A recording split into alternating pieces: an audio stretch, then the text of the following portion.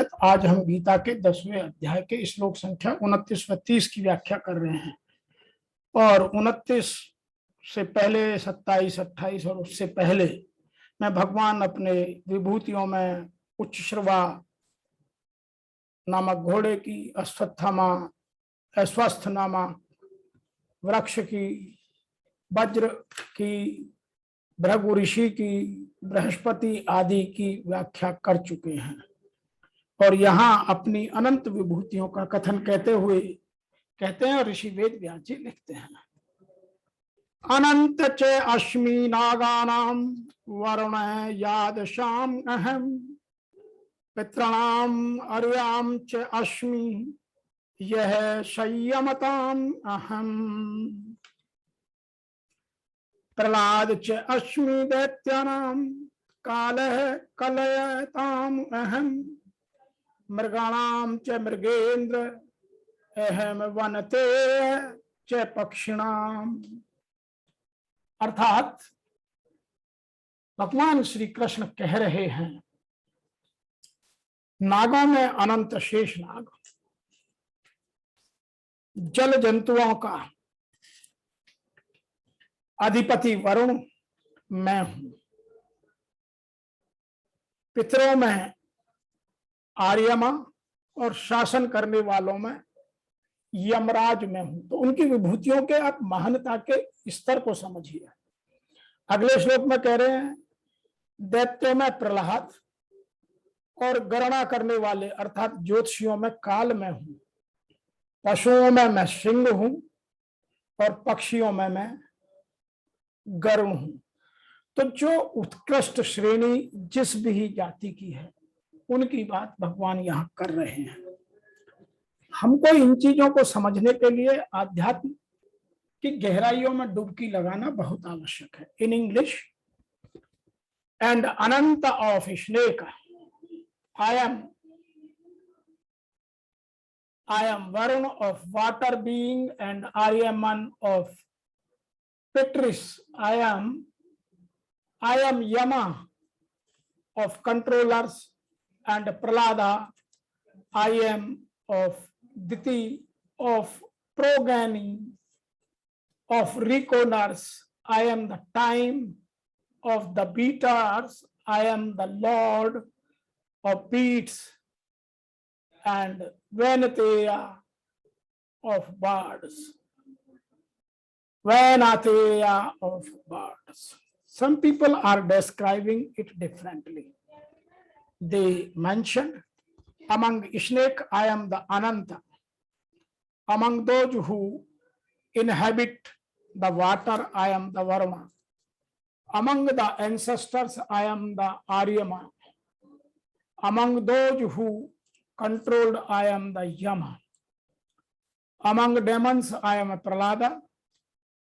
Among those who devour I am the time and I am the loin. Among animals, among birds I am the son of Vinita. अर्थात गरुड़। तो यहां यह बात समझने की है और जानने की है कि भगवान उत्कृष्ट की विभूतियों की बातें कर रहे हैं, कुछ छोटी मोटी बातें नहीं कर रहे हैं। यहां लिखते हैं, शेषनाग संपूर्ण नागों के राजा हैं। यहां वर्तमान मनवंतर मनु को भी राजा मानने की बात हम पहले कर चुके, और सर्प पृथ्वी पर रहता है और नाग जल में रहता है। तो यहाँ सर्प और नाग का भी अंतर बतलाया गया है। जो धर्म को समझते हैं वो इस अंतर को जान सकते हैं कि सर्प जो है, सांप पृथ्वी पर रहते हैं और नाग जल के अंदर नागलोक में रहते हैं। यह सर्प और नाग का अंतर है। तो जो लोग इन चीजों को नहीं जानते, गीता उनकी इन बुद्धिमत्ता की चातुर्य को भी आगे बढ़ाती है। तो यहां लिखा है कि मैं शेषनाग संपूर्ण नागों का राजा हूं। इसके 1000 फन हैं। ये क्षीर सागर में सदा भगवान की शैया बनकर भगवान को सुख पहुंचाते रहते हैं। ये अनेक बार भगवान के साथ अवतार लेकर उनकी लीला में शामिल हो चुके हैं, इसलिए भगवान इनको अपनी विभूति बतलाया।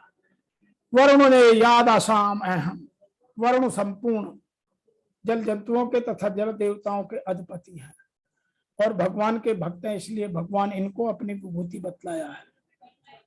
पितृणाम आर्यम च आस्मि, काव्यवाह है अनल, सोम और 7 पितृगण है। काव्यवाह है अनल, सोम आदि 7 पितृगण हैं। इन सब में आर्या नाम वाले पितृ प्रमुख हैं, इसलिए भगवान ने इसको भी अपनी विभूति बतलाया है। यम संयताम अहम, प्राणियों पर शासन करने या प्राणियों पर शासन करने वाले राजा आदि जितने भी अधिकारी हैं, उनमें यमराज प्रमुख हैं। ये प्राणियों को उनके पाप पुण्यों का फल भुगताकर शुद्ध कर देते हैं। इनका शासन न्याय और धर्म पूर्वक होता है। ये भगवान के भक्त हैं और लोकपाल हैं, इसलिए भगवान ने इनको भी अपनी विभूति बतलाया है। इन विभूतियों में जो विलक्षणता दिखती है वह इनकी व्यक्तिगत नहीं है, वह तो भगवान से ही आई है, भगवान की ही है, इसलिए भगवान का ही चिंतन होना चाहिए। और अगले 30वें श्लोक में लिखा है, प्रहलादास नामस्य आश्चर्य, जो दति से उत्पन्न हुए उनको दैत्य कहते हैं। उन दैत्यों में प्रहलाद जी प्रमुख हैं और श्रेष्ठ हैं।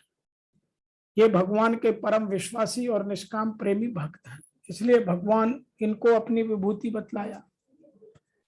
प्रहलाद जी तो बहुत पहले हो चुके थे, पर भगवान ने दैत्यों में प्रहलाद मैं कहा ऐसा वर्तमान प्रयोग किया है। इससे यह सिद्ध होता है कि भगवान के भक्त नित्य रहते हैं और श्रद्धा भक्तियों के अनुसार दर्शन भी दे सकते हैं। श्रद्धा भक्ति के अनुसार दर्शन भी दे सकते हैं। उनके भगवान में लीन हो जाने के बाद अगर कोई उनकी याद करता है, उनके दर्शन चाहता है, तो उनका रूप धारण करके भगवान स्वयं प्रकट हो जाते हैं। काल है कलियाताम अहम, ज्योतिष शास्त्र में काल समय की गणना बहुत महत्व है, इसीलिए क्षण, घड़ी, दिन, पक्ष, मास, वर्ष आदि की गणना करके संपूर्ण कालों की गणना की जाती है, वह मैं हूं। मृगाणाम च मृगेंद्र अहम, बाघ, हाथी, चीता, रीछ आदि जितने पशु हैं उन सब में सिंह बलवान है, तेजस्वी है, बलशाली है, शूरवीर है, साहसी है, सब पशुओं का राजा है, इसलिए भगवान उसको अपनी विभूति बतलाया। वैनेतेश्च पक्षिणा, और विनीता के पुत्र गरुड़ जी संपूर्ण पक्षियों के राजा हैं और भगवान के भक्त हैं। ये भगवान विष्णु के वाहन भी हैं और जब ये उड़ते हैं तो इनके पंखों से स्वतः सामवेद की ऋचाएं ध्वनित होती हैं, इसलिए भगवान ने इनको अपनी विभूति कहा है। तो आप समझ गए होंगे कि गरुड़ भगवान की क्या क्या खूबियां हैं। जब वो उड़ते हैं तो पंखों से सामवेद अर्थात म्यूजिक बजता है। इन सब विभूतियों में अलग अलग रूप से जो मुख्यता बतलाई गई है वह तत्व भगवान का है, इसलिए इनकी ओर दृष्टि जाते ही स्वतः भगवान का चिंतन होना चाहिए, यह भगवान कह रहे हैं। लेकिन जो आज वर्तमान के वैज्ञानिकवादी सोच के लोग हैं, थोड़े से अपने आप को आध्यात्म को अपने अंतर में देखकर अपने अंतःकरण में इन चीजों को खोजते हैं,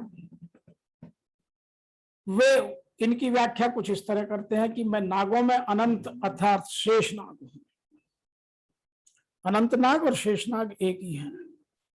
यह कोई साधारण शर्त नहीं है।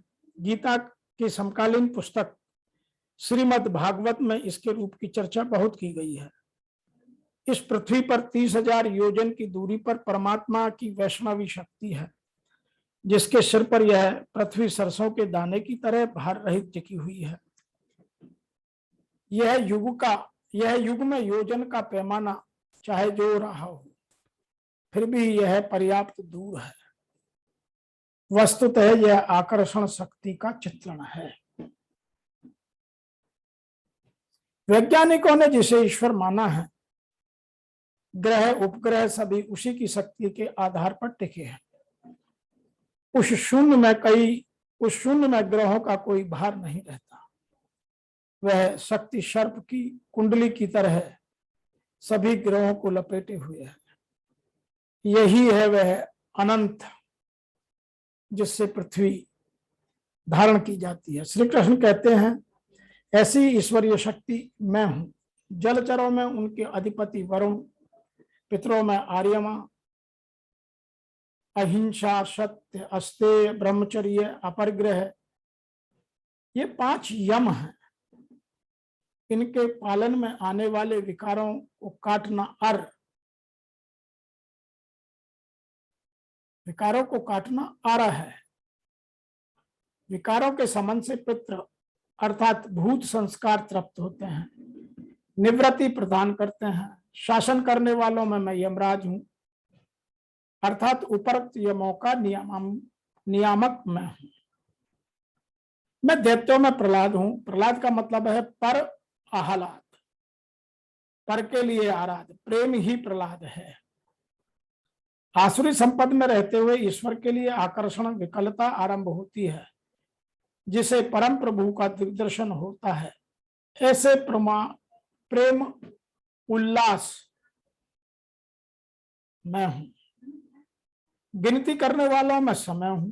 1 2 3 4 ऐसी गिनती या क्षण, घड़ी, दिन, पक्ष, मास आदि नहीं, बल्कि ईश्वर के चिंतन में लगा हुआ समय। यहां तक कि जो बाबा तुलसीदास जी ने लिखा है,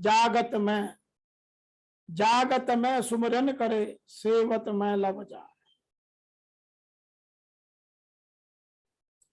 तो अनवरत चिंतन में जो समय जाता है वह मैं हूं। पशुओं में मृगराज अर्थात जंगल में गमन करने वाला, मृग मीन्स जंगल और गे माने गमन, जो जंगल में गमन करता है वह सिंह रूपी मैं हूं। योगी रूप जंगल में गमन करने वाला है। अब आप इसकी गहराइयों को समझिए। जो वर्तमान के चिंतक है वो ऐसे कहते हैं कि जो योग रूपी जंगल है में गमन करने वाला है वह सिंह कौन, तथा पक्षियों में गरुड़ हूं। ज्ञान ही गरुड़ है। आपने काकभूषण और गरुड़ का चिंतन तुलसीदास जी की रामचरितमानस में कई प्रसंगों में सुना होगा। वहां यह बात बार बार समझाई जाती है कि गरुड़ ज्ञान का प्रतीक है, और जहां ज्ञान है फिर वहां गति, ज्ञान की गति जिस तरह से मन की गति अपार है, और ज्ञान मन को कंट्रोल में कर लेता है तो उसकी गति और कितनी ज्यादा होगी। इसलिए यह भी कहा जाता है कि गरुड़ की गति बहुत महान है। वो हमारी मन की गति से ऊपर है, अर्थात वह हमारे विवेक या बुद्धि का सूचक है। जब ईश्वरीय अनुभूति आने लगती है तब यही मन अपने आराध्य की सवारी बन जाता है। समझाया कि भगवान का वाहन गरुड़ को क्यों कहा जाता है। जब ईश्वरीय अनुभूति आने लगती है तब यही मन अपने आराध्य की सवारी बन जाता है, और यही मन संशय से युक्त तब सर्प होता है, डसता रहता है, योनियों में फेंकता है। गरुड़ विष्णु की सवारी है जो सत्ता विश्व में अनुरूप से संचारित होती है। ज्ञान संयुक्त मन उसे अपने में धारण करता है, उसका वाहक बनता है। भगवान श्री कृष्ण कहते हैं, उस इष्ट को धारण करने वाला मन मैं हूं। तो यहां जितनी भी विभूतियों की बातें की गई हैं वह भगवान श्री कृष्ण हम सब जिज्ञासुओं को यह दर्शाना, बतलाना, समझाना चाहते हैं कि मेरी महिमा अनंत है। हरि अनंत, हरि कथा अनंत। तो हमको यह जानना, समझना बहुत आवश्यक है। हम इनको नहीं समझते हैं, गीता को ऊपरी तौर पर पढ़ते हैं। यह हमारा या तो पठन करने का तरीका गलत है या हमारा दुर्भाग्य है। गीता तो सबसे पहले आपके जीवन को, मेरे जीवन को, सबके जीवन को उपयोगी बनाने की कला है। यदि हम अपने जीवन को गीता से उपयोगी नहीं बना सकते और उपयोगी बनाने के बाद हम इस संसार को अपना सहयोगी और हम इस संसार के सहयोगी नहीं बन सकते, तो हम योगी कभी नहीं बन सकते। इसीलिए यहां यह समझने की बात है, बार बार भगवान श्री कृष्ण जिज्ञासु अर्जुन को और हम सब जिज्ञासुओं को तरह तरह की विभूतियों का वर्णन करके समझा रहे हैं। हम कितना समझते हैं, मैं फिर बार बार वही एक बात कहता हूं कि यह हमारे विवेक और हमारी समझने की शक्ति पर निर्भर करता है। अतः आज के इस अध्याय 10 के श्लोक संख्या 29 और 30 की व्याख्या में इतना ही। फिर शीघ्र मिलते हैं। तब तक के लिए आप सबको मेरी ओर से और मेरी संस्था डूअर्स पैराडाइज फाउंडेशन के सभी सम्मानित सदस्यों की ओर से सादर जय श्री कृष्ण।